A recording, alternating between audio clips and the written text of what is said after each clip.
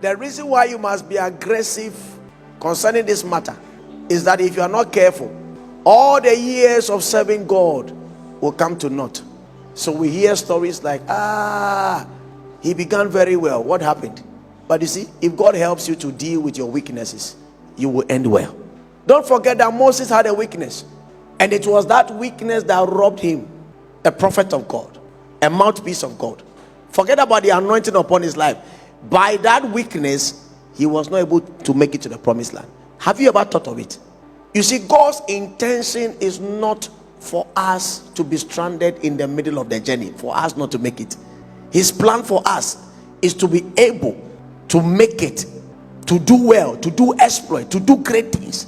But you see, when it comes to the issue of weaknesses, the issue of the flesh, we must be determined, because we have a role to play.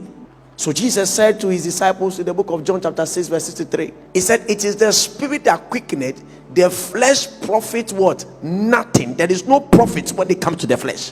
He said the spirit can make what? Life. Sheer muscle and willpower do not make things what? Happen. I'm sorry to tell you that sometimes we pretend to serve God, we pretend to pray, we pretend to be spiritual, but you see, in our closet, we know what we are dealing with. And even you are sure that after you have masturbated, you know that the breakthrough that you are waiting for will not come. You know.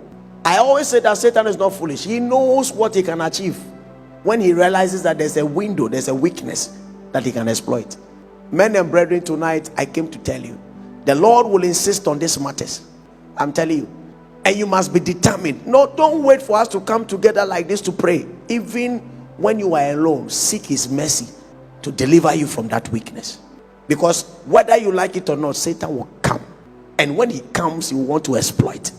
And when he finds something that he can use against you, you are gone.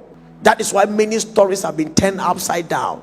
Many promising young men, wise men, that are supposed to do great things and mighty things, this thing of weaknesses, the flesh, have tied them down. Many of us are struggling. But you see, when we come into the presence of God, we pretend as if everything is fine, yet we are dying inside. Men and brethren, let us be wise, because all these things we are shifting blames. Today you are shifting blame, one blame to the witches, family altars, foundations. Yes, can I tell you something? It's good, they are there, but make sure you work on yourself. Make sure you find that weakness, work on it, and once you work on it, I tell you, Satan will not have anything with you.